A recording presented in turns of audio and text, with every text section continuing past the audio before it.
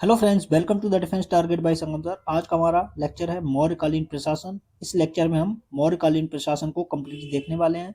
अगर आप चैनल पर पहली बार विजिट कर रहे हैं तो चैनल को सब्सक्राइब कर लीजिए। तो लेट्स स्टार्ट अवर टॉपिक, मौर्यकालीन प्रशासन। तो यहाँ से पहला क्वेश्चन बनता है मौर्यकालीन प्रशासन से, अशोक के अभिलेखों से हमें एक निम्नलिखित प्रांतों के नाम ज्ञात होते हैं। तो कौन कौन से प्रांत थे जो कि अशोक के अभिलेखों से हमको प्राप्त हुए, तो उनके बारे में देखते हैं। तो पहला क्वेश्चन बनता है यहाँ से उदीच। उदीच जिसको उत्तरापद के नाम से जानते हैं, इस प्रांत की राजधानी क्या थी? तक्षशिला थी। क्या थी? तक्षशिला थी। अब नेक्स्ट प्रांत देखते हैं कौन कौन सा था, उसको देखते हैं। तो दूसरा प्रांत आता है अवंती प्रांत। इस प्रांत की राजधानी उज्जैनी थी। तीसरा प्रांत कलिंग प्रांत। कलिंग प्रांत की राजधानी तोसली थी। कई बार एग्जाम में पूछा गया है कलिंग प्रांत की राजधानी क्या थी, तो आप बताएंगे तोसली। फिर आता है दक्षिणापथ। इस प्रांत की राजधानी स्वर्णगिरी थी। क्या थी? स्वर्णगिरी थी। फिर पांचवा प्रांत के बारे में पता चलता है जिसको प्राच्य या प्राची भी कहते हैं। इस प्रांत की राजधानी क्या थी? पाटलिपुत्र थी। क्या थी? पाटलिपुत्र थी। फिर अगला फैक्ट यहाँ से आता है मौर्य प्रशासन का स्तरीय खंड क्या क्या थे, उनको देखते हैं। तो केंद्र में कौन बैठता था? सम्राट बैठता था। प्रांत में कुमार या आर्यपुत्र बैठते थे, शासन करता था। फिर मंडल में प्रमुख अधिकारी, प्रदेष्टा या प्रादेशिक प्रशासन बैठता था। विषय में विषयपति या स्थानिक शासन करते थे। स्थानीय लोगों पे 8 गांवों के समूह को क्या बोलते थे? स्थानीय बोलते थे। 800 गांवों का समूह स्थानीय कहलाता था। फिर द्रोणमुख क्या कहलाता था? 400 ग्रामों का समूह द्रोणमुख कहलाता था। खबरटिक 200 ग्रामों के समूह को क्या बोलते थे? खबरटिक बोलते थे। क्या? खबरटिक। फिर आता है अगला पॉइंट, संग्रहण किसको बोलते थे? संग्रहण का अधिकारी तोप होता था, गोप होता था। क्या? गोप कहलाता था। यह 10 ग्रामों का समूह होता था। संग्रहण क्या है? 10 ग्रामों का समूह, और इसका अधिकारी क्या होता था? गोप। फिर आता है ग्राम। ग्राम प्रशासन की सबसे छोटी इकाई इसका मुख्य कौन होता था? इसका प्रमुख होता था ग्रामड़ी। ग्राम का प्रमुख क्या होता था? ग्रामड़ी होता था, और यह प्रशासन की सबसे छोटी इकाई होती थी। अब नोट में देखते हैं क्या बोला गया है। उपर्युक्त प्रांतों में से उत्तरापथ, अवंती राष्ट्र तथा प्राच्य प्रांत चंद्रगुप्त मौर्य के समय से ही विद्यमान थे। दूसरा पॉइंट यहां से बनता है मौर्यकालीन प्रांतों के राज्यपाल प्राय राजकुल से ही संबंधित कुमार होते थे। कभी कभी अन्य योग्य व्यक्ति को भी राज्यपाल बनाया जाता था। तो ये नोट में हमने देख लिया। अब हम देखते हैं मौर्यकालीन प्रशासनिक व्यवस्था कैसी थी, उसको देखते हैं। तो मौर्यकालीन व्यवस्था, प्रशासनिक व्यवस्था के बारे में देखते हैं। तो पहला पॉइंट यहाँ से आता है क्वेश्चन, मौर्य शासन व्यवस्था का जनक किसे माना जाता है? तो आप बताएंगे चंद्रगुप्त मौर्य को माना जाता है। किसको? चंद्रगुप्त मौर्य। फिर अगला क्वेश्चन आता है चंद्रगुप्त मौर्य की शासन व्यवस्था का स्वरूप कैसा था? तो आप बताएंगे राजतंत्रात्मक था। कैसा था? राजतंत्रात्मक था। फिर नेक्स्ट क्वेश्चन बनता है मौर्य प्रशासनिक व्यवस्था की अवधारणा किस प्रकार की थी? तो आप बताएंगे लोक कल्याणकारी राज्य की थी। किसकी? लोक कल्याणकारी राज्य की अवधारणा मौर्य प्रशासनिक व्यवस्था में थी। फिर अगला क्वेश्चन आता है आपके पास, चंद्रगुप्त मौर्य की शासन व्यवस्था के विषय में महत्वपूर्ण सूचना कहाँ से प्राप्त होती है? तो आप बताएंगे कौटिल्य के अर्थशास्त्र तथा मेगस्थनीज की इंडिका से। मेगस्थनीज की इंडिका से और कौटिल्य के अर्थशास्त्र से प्राप्त होता है। नेक्स्ट है मौर्य सम्राट अपने कार्यों का संपादन किसकी सहायता से करते थे? तो अमात्य की सहायता से, मंत्री तथा अधिकारियों की सहायता से करते थे। अमात्य, मंत्री और अधिकारियों की सहायता से करते थे। फिर अगला क्वेश्चन आता है अर्थशास्त्र के अनुसार मौर्य काल में उच्चाधिकारी क्या कहलाते थे? तो क्या कहलाते थे? तीर्थ कहलाते थे। मौर्य काल में जो उच्चाधिकारी थे उनको तीर्थ कहा जाता था। अब तीर्थ कितने थे? अर्थशास्त्र में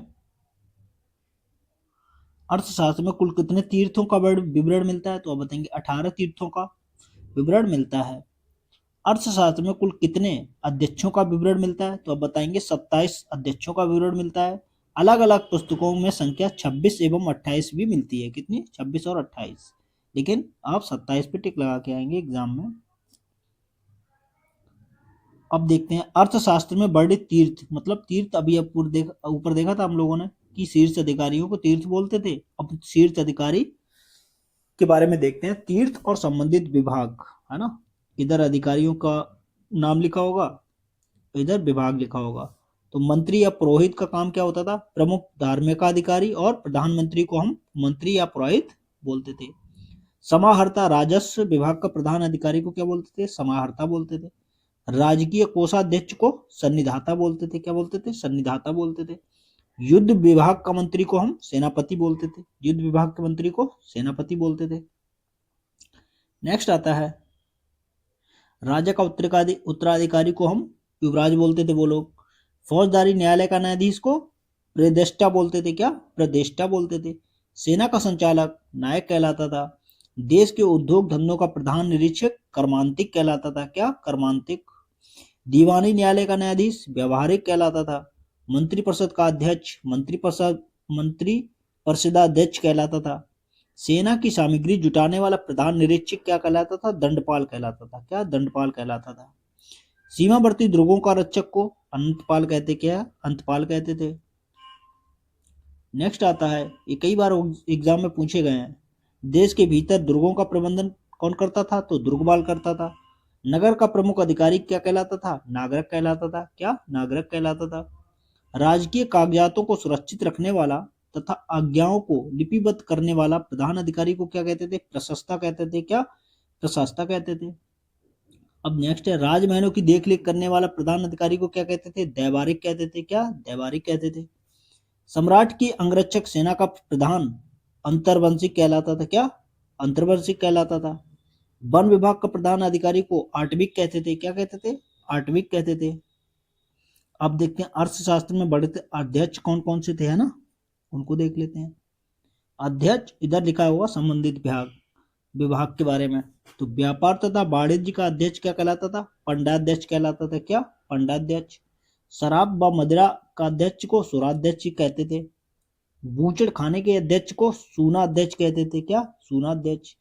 वेश्याओं के निरीक्षक का गणिकाध्यक्ष। क्या? गणिकाध्यक्ष बोलते थे वेश्याओं के निरीक्षक को। राजकीय कृषि विभाग के अध्यक्ष को शीताध्यक्ष बोलते थे। क्या? शीताध्यक्ष।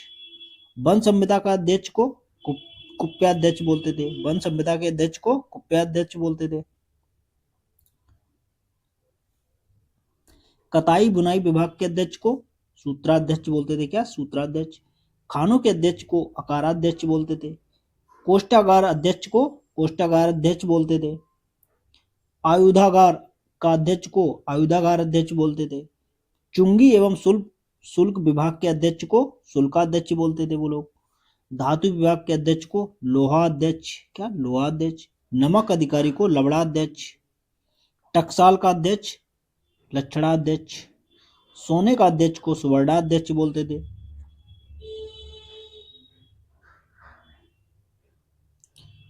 पशुधन विभाग के अध्यक्ष को गोअध्यक्ष बोलते थे। माप तौल के अध्यक्ष को पैतवाध्यक्ष। क्या? पैतवाध्यक्ष।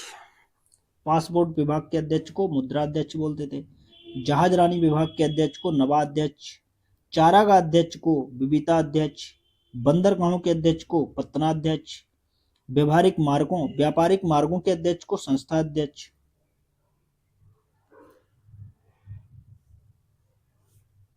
दूरी और समय से संबंधित साधनों को नियंत्रित करने वाले अध्यक्ष को मानाध्यक्ष बोलते थे वो। महालेखा विभाग के अध्यक्ष को अच्चपटलाध्यक्ष। क्या? अच्चपटलाध्यक्ष बोलते थे। हाथियों के अध्यक्ष को हस्त्याध्यक्ष बोलते थे अर्थशास्त्र में। नेक्स्ट देखते हैं, घोड़ों के अध्यक्ष को अश्वाध्यक्ष बोलते थे। धार्मिक संस्थानों के अध्यक्ष को देवताध्यक्ष बोलते थे। क्या? देवताध्यक्ष। नेक्स्ट नोट में देखते हैं, अर्थशास्त्र के विभागीय अध्यक्षों तथा उनके कार्यों की एक लंबी सूची मिलती है। संभवतः इन अध्यक्षों को ही यूनानी लेखकों ने मजिस्ट्रेट कहा है। क्या? क्या? मजिस्ट्रेट कहा है यूनानी लेखकों ने। अब देखते हैं अशोक के प्रमुख प्रशासनिक अधिकारी कौन कौन से थे, उसको देखते हैं। इधर देखते हैं अधिकारी, इधर देखते हैं कार्य उनका क्या कहता था। युक्त जो अधिकारी होता था उसका कार्य था यह जिले में राजस्व वसूल करने तथा उसकी लेखा जोखा रखने वाला अधिकारी कहलाता था, अधिकारी होता था। फिर दूसरा अधिकारी रज्जुक या राजुक होता था, जो कि रज्जुकों की स्थिति आधुनिक जिला अधिकारी जैसे थी, जिसे राजस्व तथा न्यायालय दोनों क्षेत्रों का अधिकार प्राप्त होता था, उसको रज्जुक बोलते थे। फिर अगला आता है प्रादेशिक, किसको कहते थे वो लोग, तो यह मंडल का प्रधान अधिकारी होता था। उसका कार्य आजकल के संभागीय आयुक्त जैसा था। उसको क्या बोलते थे, प्रादेशिक बोलते थे वो अशोक के टाइम में। फिर आता है धर्म महामात्र। इसका कार्य विभिन्न संप्रदायों के बीच सामंजस्य बनाए बनाए रखना तथा राजा और उसके परिवार के सदस्यों में धर्मदान प्राप्त करना और उनकी समुचित व्यवस्था करना होता था। अशोक ने अपने राज्याभिषेक के 13वें वर्ष धर्म महामात्र नामक अधिकारी की नियुक्ति की थी। कब? 13वें वर्ष में राज्याभिषेक के। फिर आता है स्त्राध्यक्ष। यह महिलाओं के नैतिक आचरण की देखरेख करने वाला अधिकारी होता था। कौन? स्त्राध्यक्ष। फिर आता है ब्रजभूमि।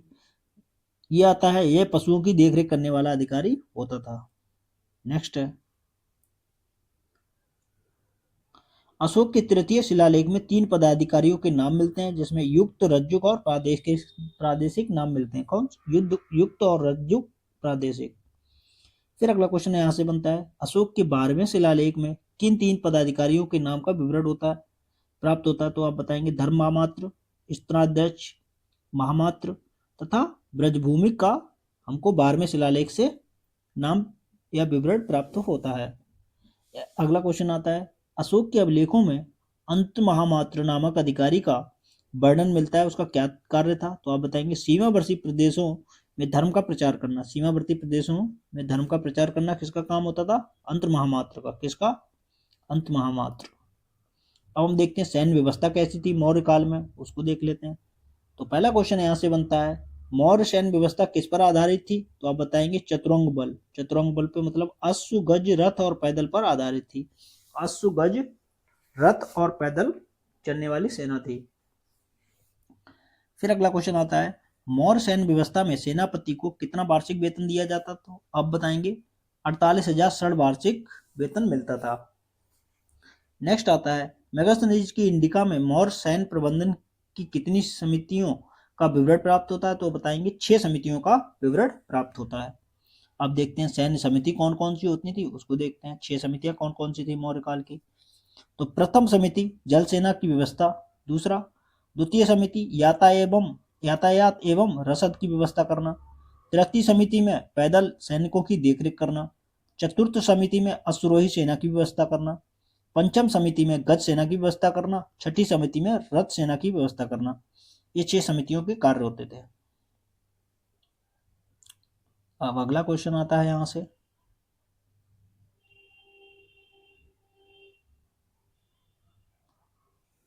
चाणक्य के अर्थशास्त्र के अनुसार सेना में किस वर्ण के लोग सम्मिलित होने चाहिए? तो ब्राह्मण, क्षत्रिय, वैश्य और शूद्र होने चाहिए। कौन? ब्राह्मण, क्षत्रिय, वैश्य और शूद्र होने चाहिए थे भर्ती। नेक्स्ट है, मौर्य काल में युद्ध क्षेत्र में सेना का संचालन करने वाला अधिकारी कौन होता था? तो नायक होता था। कौन? नायक। नेक्स्ट है, मौर्य काल में युद्ध पोतों के अतिरिक्त व्यापारिक पोतों की देखरेख कौन करता था? तो नवाध्यक्ष करता था। ऊपर हमने पढ़ा भी है इसके बारे में। नेक्स्ट है, सीमांत प्रदेशों के दुर्ग की रक्षा कौन सा अधिकारी करता था? तो अंतपाल करता था। कौन? अंतपाल करता था। अब देखते हैं मौर्य न्याय व्यवस्था कैसी थी मौर्य काल में। तो पहला क्वेश्चन न्याय व्यवस्था से बनता है, मौर्य काल में न्यायिक व्यवस्था कैसी थी? तो कठोर थी। कैसी थी? कठोर थी। मौर्य काल में किस तरह का न्यायिक दंड दिया जाता था? तो आप बताएंगे मृत्यु दंड दिया जाता था, अंग भंग दिया जाता था, कारावास दिया जाता था एवं जुर्माने जैसे दंड मौर्य काल में दिए जाते थे। फिर अगला क्वेश्चन आता है, मौर्य काल में साम्राज्य का सर्वोच्च न्यायाधीश कौन होता था? तो सम्राट होता था। कौन? सम्राट। अब मौर्य न्यायालयों के बारे में देखते हैं। तो पहला आता है धर्म स्थिति या दीवानी न्यायालय, जिसको व्यावहारिक जिसका अधिकारी कौन होता था? न्यायाधीश व्यावहारिक होता था। कष्टक शोधन फौजदारी न्यायालय जिसको बोलते थे, कष्टक शोधन फौजदारी न्यायालय को बोलते थे। इसका न्यायाधीश प्रदेष्टा होता था। कौन? प्रदेष्टा होता था। अब नोट में देखते हैं,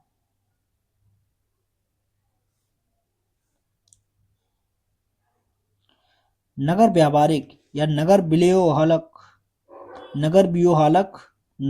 नगर का न्यायाधीश होता था। अर्थशास्त्र में से पौर व्यवहारक कहा गया है। क्या? पौर व्यवहारक। नेक्स्ट पॉइंट यहां से बनता है, मेगास्थनीज कृत इंडिका में एग्रोनोमोई नामक जिलाधिकारी कहा जाता था तथा अधिकारी को एस्ट्रोनोमोई कहा जाता था। क्या? जिला अधिकारी को एग्रोनोमोई और नगर अधिकारी को एस्ट्रोनोमोई कहा गया है। किसमें? मेगास्थनीज की इंडिका में। फिर आता है नोट, ग्राम सभा का न्यायिक कार्य ग्रामीणी करता था। इसके ऊपर संग्रह, द्रोणमुख, स्थानीय एवं जनपद न्यायालय होते थे। अब देखते हैं गुप्तचर व्यवस्था कैसी थी मौर्य काल में, उसके बारे में देख लेते हैं। तो पहला पॉइंट यहाँ से बनता है, मौर्य काल में गुप्तचर विभाग एक पृथक अमात्य के अधीन रखा गया था, जिसे महामात्य पर्षद कहा गया। क्या? महामात्य पर्षद। गुप्तचरों को अर्थशास्त्र में गूढ़ पुरुष कहा गया है। क्या? गूढ़ पुरुष कहा गया है। अर्थशास्त्र में दो प्रकार के गुप्तचरों का उल्लेख मिलता है, पहला है संस्था, दूसरा है संचरा। तो संस्था में क्या होता था, जो एक ही स्थान पर रहकर कार्य करते थे उनको संस्था कहते थे। संचरा जो भ्रमण करके गुप्तचारी करते थे उनको संचरा कहते थे। फिर आता है अगला पॉइंट आपके पास, मौर्य काल के गुप्तचर के आंतरिक शांति व्यवस्था बनाए रखने तथा अपराधों की रोकथाम के लिए पुलिस भी थी, जिसे अर्थशास्त्र में रक्षण कहा गया है। किसमें? रक्षण कहा गया है। नोट में देखते हैं, यूनानी लेखकों द्वारा गुप्तचरों को निरीक्षक तथा ओवरसियस कहा गया है। अब देखते हैं नगर प्रशासन कैसा था मौर्य काल में, उसके बारे में देख लेते हैं। तो पहला पॉइंट यहां से बनता है, मौर्य युग में नगर का प्रशासन नगर पालिकाओं द्वारा चलाया जाता था। नगर पालिकाओं द्वारा चलाया जाता था। इसके लिए एक सभा होती थी, जिसका प्रमुख नागरिक होता था अथवा पुरमुख्य कहलाता था। दूसरा पॉइंट यहां से बनता है, मेगास्थनीज ने इंडिका में पाटलिपुत्र के नगर परिषद की पांच सदस्यों वाली 6 समितियों का उल्लेख किया है। पांच सदस्यों वाली 6 समितियों का उल्लेख किया है, जो कि हम लोग अभी ऊपर देख चुके हैं।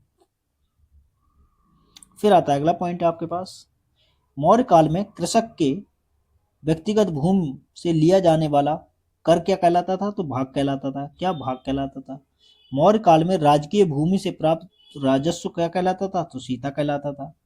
मौर्य काल में भूमि कर की दर क्या थी? तो 1/4 से 1/6 थी। नेक्स्ट आता है, मौर्य काल में राजकीय भूमि की देखरेख करने वाला प्रधान अधिकारी कौन होता था? तो आप बताएंगे सीता अध्यक्ष होता था। कौन? सीता अध्यक्ष होता था।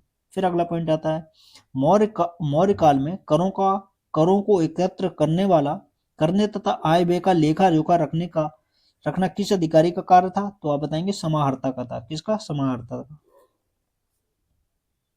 नेक्स्ट आता है आपके पास पॉइंट, मौर्य काल में जनपद एवं ग्राम स्तर पर करों का कौन सा पदाधिकारी एकत्र करता था? तो बताएंगे स्थानिक या गोप करों को एकत्र करता था जनपद एवं ग्राम स्तर पर।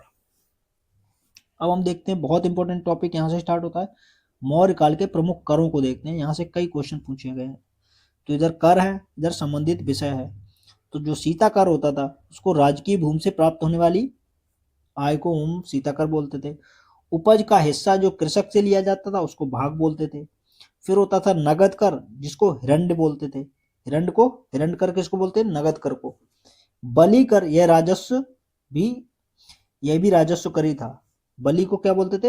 यह भी राजस्व कर। सेतुबंध कर, सिंचाई प्रबंध के लिए लिया जाने वाले कर को सेतुबंध कर कहते थे।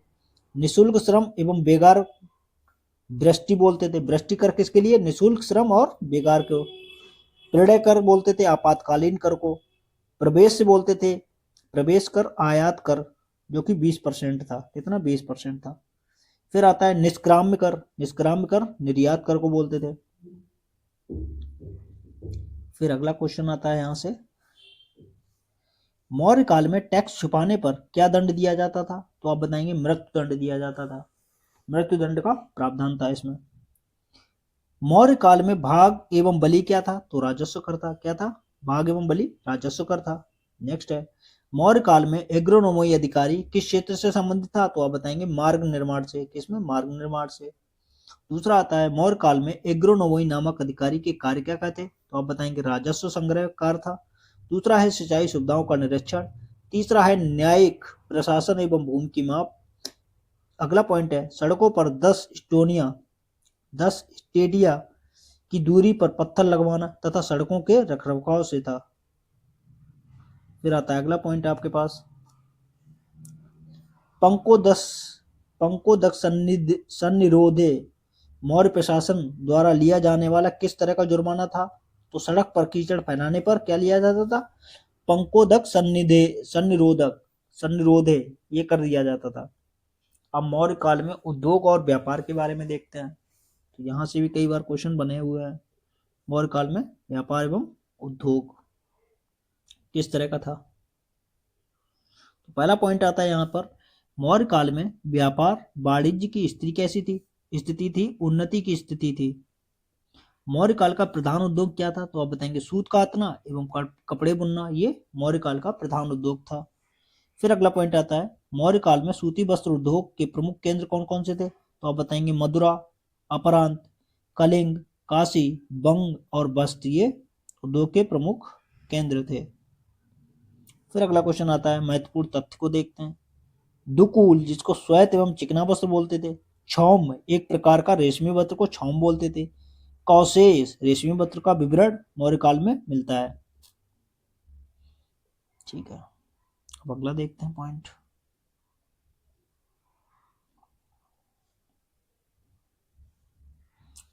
अगला पॉइंट है, चर्म उद्योग भी उन्नति स्थिति में था। एरियन ने भारतीयों द्वारा श्वेत चमड़े के जूते पहने जाने का उल्लेख मिलता है।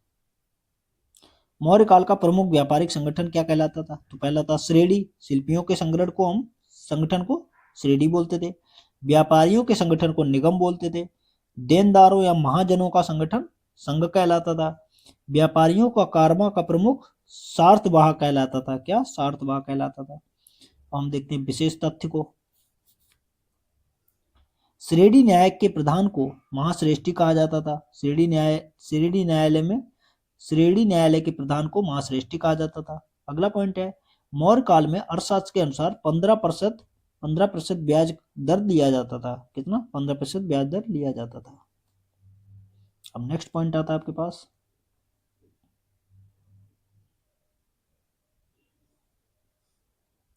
मौर्य काल में व्यापार किन मार्गों से किया जाता था? तो बताएंगे स्थल और जल से किया जाता था।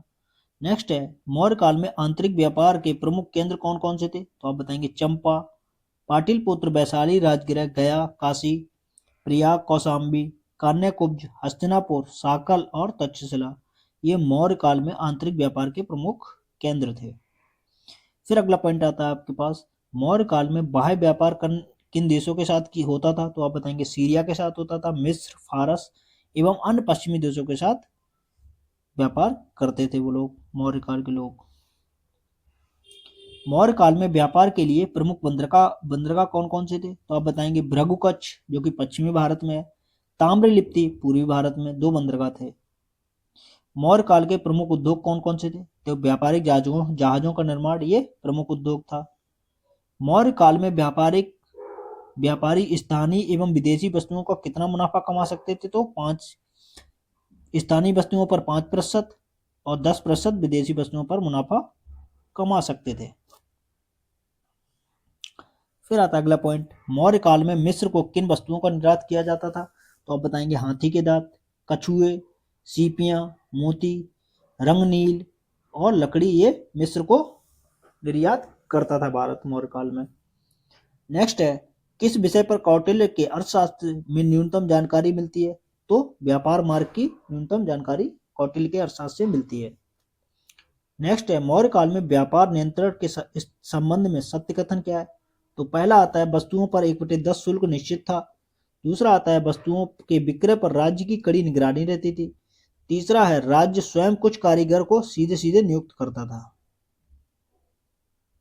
अब देखते हैं मौर्य काल के व्यापारिक मार्ग कौन कौन से थे। तो प्रथम मार्ग था उत्तरापथ। इसमें क्या आता है, ताम्रलिप्ति नामक बंदरगाह से पश्चिमोत्तर भारत में पुष्कलावती तक जाता था। इस मार्ग पर चंपा, पाटिलपुत्र, वैशाली राजगृह, गया, काशी, प्रयाग जैसे नगर अवस्थित थे। किसमें? उत्तरापथ में। फिर दूसरा मार्ग में पश्चिम में पाटल से पूर्व में कौशाम्बी के समीप उत्तरापथ मार्ग से मिलता था ये। तीसरा मार्ग था दक्षिण में प्रतिष्ठान से उत्तर में श्रावस्ती तक जाता था, जिस पर माहिष्मती, उज्जैन, विदिशा आदि नगर स्थित थे तीसरे मार्ग पर। फिर आता था चौथा मार्ग। यह व्यापारिक मार्ग भृगुकच्छ से मथुरा तक जाता था, जिसके रास्ते में उज्जैनी पड़ता था। कौन? चौथा मार्ग में। नेक्स्ट आता है, मौर्यकालीन मुद्रा व्यवस्था कैसी थी, उसको देखते हैं। तो मौर्य काल में व्यापार व्यवसाय किस माध्यम से किया जाता था? तो आप बताएंगे सिक्कों के माध्यम से किया जाता है। किसके? सिक्कों के माध्यम से।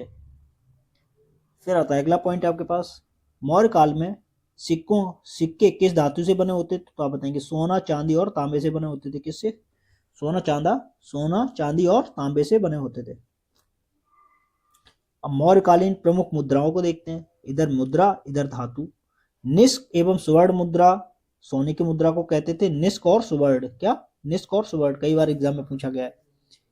कासाड़पड़, पड़ और धरड़, ये चांदी की मुद्राओं को बोलते थे। किसको? कासाड़पड़, पड़ और धरड़, ये चांदी की मुद्राएं। मासक एवं काकड़ी ये तांबे की मुद्राओं को बोलते थे। नोट में देखते हैं, मौर्यों की प्रधान राजकीय मुद्रा पड़ थी। क्या थी? पड़ थी। तो पड़ को हम क्या बोलते थे? चांदी की मुद्राओं को बोलते थे। ये कई बार क्वेश्चन यहाँ से मुद्राओं से बने हुए हैं एग्जाम में।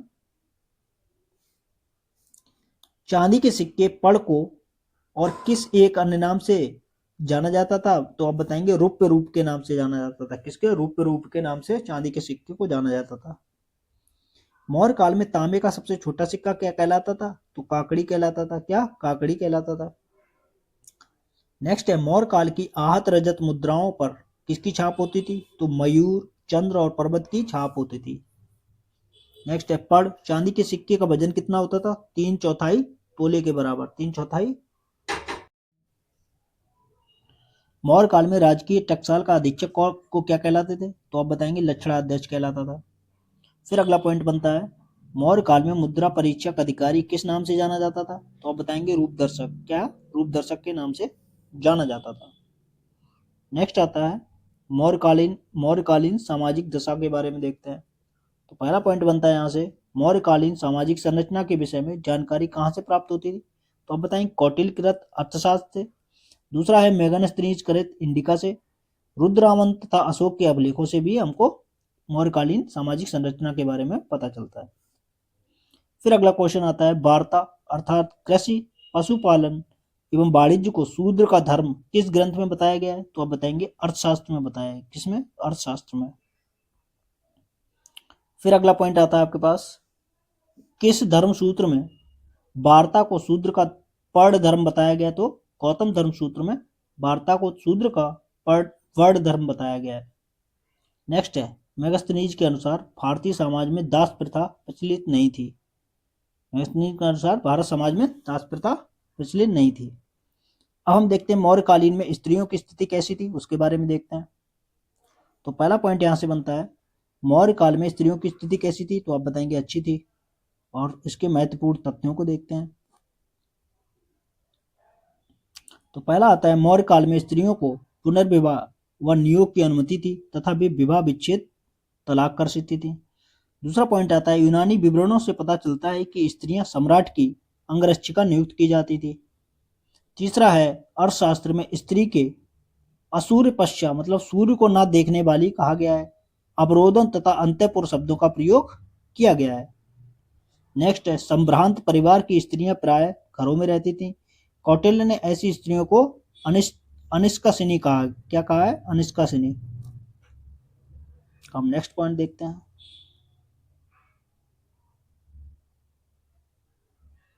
मौर्यकालीन स्थापत्य कला के बारे में देखते हैं कि किस तरह की स्थापत्य कला मौर्य युग में थी। तो पहला पॉइंट यहां से बनता है, पाषाण गृह कला का सर्वप्रथम विकास किस राजवंश के अंतर्गत हुआ? तो आप बताएंगे मौर्य राजवंश के अंतर्गत हुआ था। फिर अगला पॉइंट आता है, मौर्य काल में मौर्य स्तंभों के लिए पत्थर किस स्थान से प्राप्त किया गया? तो चुनार, मिर्जापुर से हमें पत्थर प्राप्त हुए थे।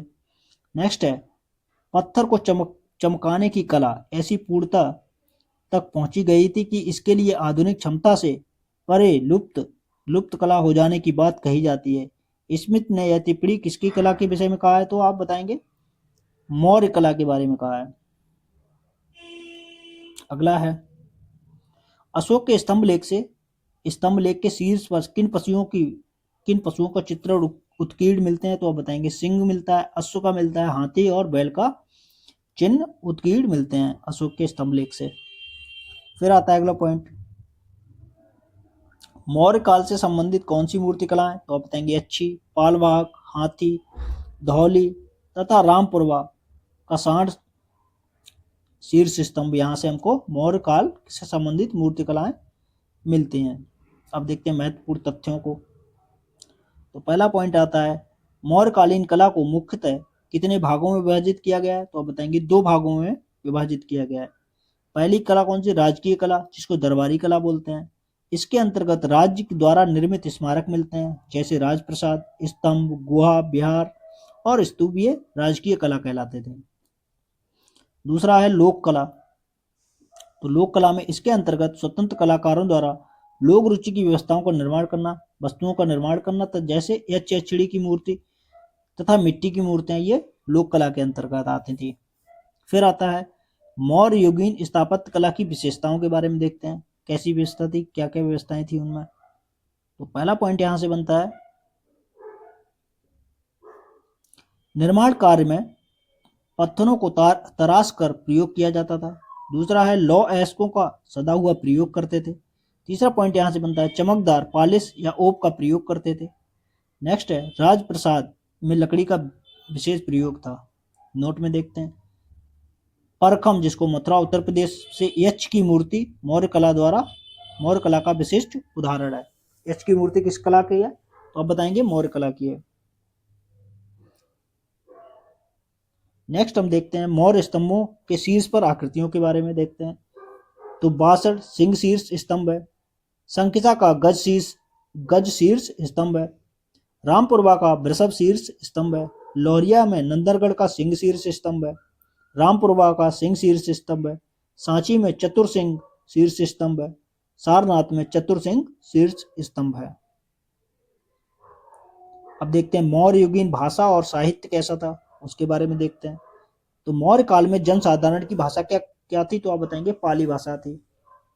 फिर अगला पॉइंट आता है अशोक ने अपने अभिलेखों को किस भाषा में उत्कीर्ण करवाया था, तो आप बताएंगे प्राकृत भाषा में उत्कीर्ण करवाया था। फिर अगला पॉइंट आता है मौर्य काल में शिक्षा का सर्वाधिक प्रसिद्ध स्थल कौन सा था, तो आप बताएंगे तक्षशिला था। क्या था, तक्षशिला था।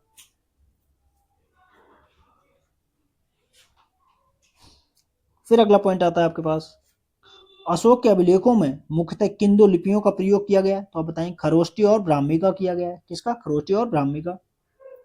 मौर्य युग की प्रमुख कृतियां थी कथा वस्तु मोगलीपितुष द्वारा, कल्पसूत्र भद्रबाहु द्वारा लिखी गई है और अर्थशास्त्र कौटिल्य द्वारा। हम देखते हैं परवर्ती मौर्य सम्राट के बारे में 236 से 184 ईसा पूर्व। अशोक की मृत्यु 236 ईसा पूर्व के लगभग हुई थी। उसके बाद मौर्य वंश का इतिहास अंधकारपूर्ण है। विभिन्न स्रोतों से मौर्य वंश के 9 या 10 राजाओं का नाम मिलते हैं। हम देखते हैं पुराणों के अनुसार और दिव्य बदान के अनुसार कौन कौन से नाम मिलते हैं, उसके बारे में देखते हैं। तो पुराणों के अनुसार कुणाल बंधुपालित कुणाल का पुत्र था, इंद्रपालित बंधुपालित का भाई था और दशोन बंधुपालित का पौत्र था, दशरथ अशोक का पुत्र था और संप्रांति दशरथ का पुत्र था।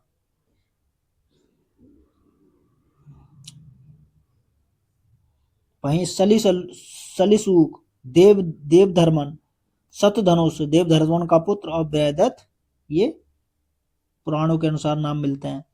फिर दिव्य बदान के नाम से दिव्य बादन के अनुसार से कुणाल संपदि कुणाल का पुत्र, बृहस्पति संपदि का पुत्र, बृहसेन बृहस्पति का पुत्र, पुण्यधर्मन बृहसेन का पुत्र और फिर पुण्यमित्र पुण्यधर्मन का पुत्र।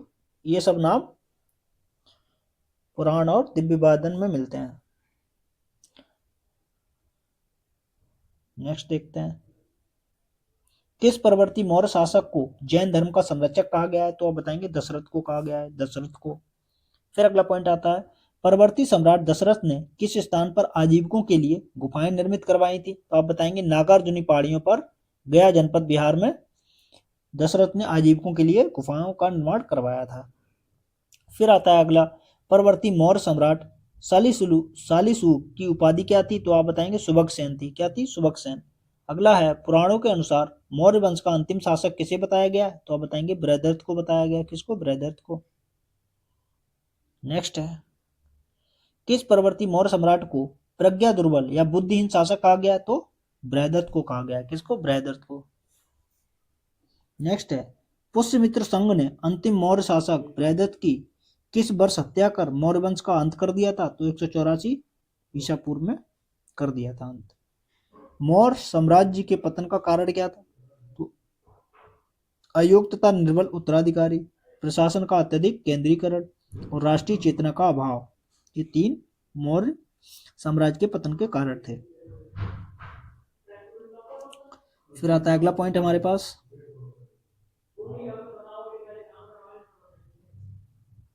अगला पॉइंट आपके पास आता है आर्थिक तथा सांस्कृतिक असमानताएं और प्रांतिक शासकों के अत्याचार और करों का अधिकता, ये सब मौर्य काल के पतन के कारण थे। नेक्स्ट देखते हैं, मौर्य साम्राज्य के पतन का मुख्य कारण क्या था? तो अशोक के बाद राजाओं का निर्बल होना। ठीक है, अब हम विविध को देखते हैं, विविध पार्ट में सारे फैक्ट्स को चेक कर लेते हैं। तो प्राचीन भारत में कौन सी एक लिपि दाईं ओर से बाईं ओर लिखी जाती थी? तो आप बताएं, खरोष्ठी लिपि। फिर अगला पॉइंट आता है, अशोक ने अपने राज्याभिषेक के कितने वर्षों बाद कुछ प्राणियों की सूची जारी की थी जिसमें उसने उन प्राणियों की हत्या करना प्रतिबंधित कर दिया था?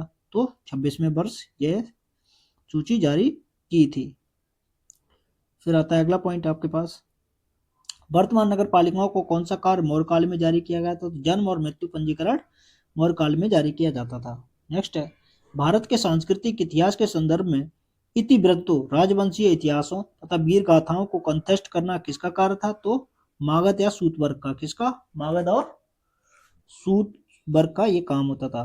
नेक्स्ट है, प्राचीन भारत के किस ग्रंथ में पति द्वारा प्रत्यक्ष पत्नी के लिए विवाह विच्छेद की अनुमति दी गई थी? तो अर्थशास्त्र में बताया गया है। नेक्स्ट है, परवर्ती मौर्य सम्राट शुंग, कण्व और संदर्भ में क्या कथन है? तो अंतिम मौर्य शासक बृहदत्त की हत्या करके उसके प्रधान सेनापति पुष्यमित्र शुंग ने की थी। दूसरा है, अंतिम शुंग राजा देवभूति की हत्या उसके ब्राह्मण मंत्री वसुदेव कण्व ने की और उसने राज सिंहासन हथिया लिया था। आंध्र के कण्व राजवंश के अंतिम शासक को पद से वंचित कर दिया गया था। फिर आता है अगला पॉइंट आपके पास, जनपद स्तर पर मौर्यकालीन अधिकारी का सही क्रम क्या था? प्रादेशिक, रज्जुक और युक्त। कल्याण, कल्याण मतलब कल्याण का व्यापारिक केंद्र के रूप में उल्लेख किस यूनानी लेखक ने किया है? तो कॉस्मॉस ने किया है। किसने? कॉस्मॉस ने किया है। अगला पॉइंट आता है, चट्टानों और मुक्त रूप से खड़े स्तंभों पर उत्कीर्ण लेखों के लोक प्रदर्शन की विधि भारतीय शासकों द्वारा अपनाई नीति का संबंध किसके द्वारा अपनाई गई प्रथा का अनुकरण करती है? तो हखामनी से। किससे? हखामनी से। नेक्स्ट देखते हैं,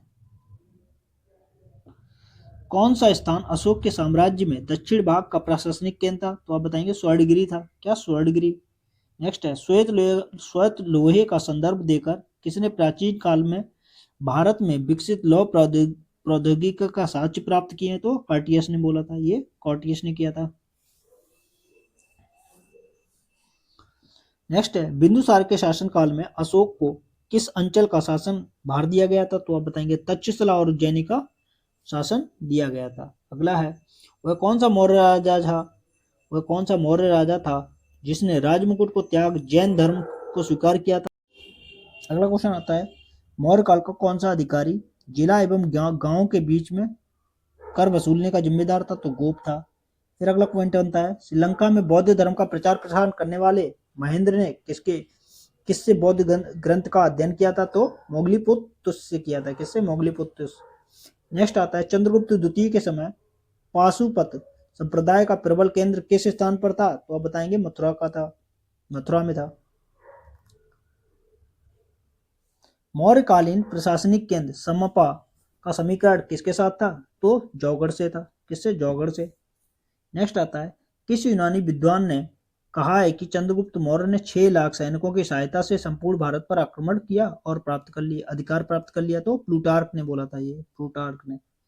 फिर अगला क्वेश्चन आता है, भारत का इतिहास लिखने वाला प्रथम विदेशी इतिहासकार कौन था? तो मेगस्थनीज था। सारनाथ स्तंभ का चक्र क्या दर्शाता है? तो न्याय को दर्शाता है। फिर आता है अगला क्वेश्चन आपके पास, राजकुमार के रूप में अशोक के विद्रोह दमन करने के लिए किस स्थान पर भेजा गया था? तो आप बताएंगे तक्षशिला भेजा गया था। हाँ, तक्षशिला। मौर्य शासक अशोक के संदर्भ में सत्य कथन बताइए। तो पहला है, अशोक के औपचारिक राज्यारोहण में विलंब हुआ था। 5वें शिलालेख में अशोक के भाइयों के अंतःपुर में की जानकारी दी मिलती है। तीसरा है अशोक बिंदुसार के समय तक्षशिला और उज्जैन का वायसराय था। अगला पॉइंट आता है आपके पास, चाणक्य को समुद्रगुप्त मौर्य चाणक्य जो समुद्रगुप्त मौर्य का प्रसिद्ध मंत्री था, किस विश्वविद्यालय में अध्यापक था? तो तक्षशिला में अध्यापक था। भारतीय लोगों के किस गुण की मेगास्थनीज ने प्रशंसा की थी? तो उच्च नैतिक स्तर की। मौर्य समाज में शांति और अनुशासन की व्यवस्था का उल्लेखनीय तत्व क्या है? तो घरों में ताले नहीं लगाना। नेक्स्ट है, मौर्य युग में एक औरत व्यक्ति के सुखी रहने का क्या कारण था? सदा और मितव्ययी जीवन। सादा और मितव्ययी जीवन। कैसा? सादा एवं मितव्ययी जीवन। शिलालेख जो समकालीन दस्तावेज होते थे उसकी विशेषता क्या होती थी? तो आप बताएं। शिलालेखों के बाद कोई परिवर्तन नहीं हो सकता था। शिलालेखों में बाद में कोई परिवर्तन नहीं हो सकता था। अगला है, मौर्य साम्राज्य के पतन के लिए ब्राह्मण प्रतिक्रियावाद उत्तरदायी था। यह कथन किस विद्वान का था? तो आप बताएंगे हरप्रसाद शास्त्री का था। वह साक्ष्य कौन सा है जो अशोक को भ्रात युद्ध की परंपरा को झुठलाता है? तो आप बताएंगे अशोक का चौथा शिलालेख झुठलाता है। फिर आता है अगला, अभिधाम चिंतामणि नामक ग्रंथ में कौटिल्य ने किन नामों से विवरण मिलता है? तो वात्सायन, मल्लिकानंद, कुटिल, चाणक्य, द्रामिक, पछित पछ पछिल स्वामी, विष्णुगुप्त और अंगुल नाम से कौटिल्य का नाम मिलता है। तो यहाँ पर हमने मौर्य साम्राज्य को कंप्लीट देख लिया है। नेक्स्ट वीडियो में हम नया टॉपिक देखेंगे।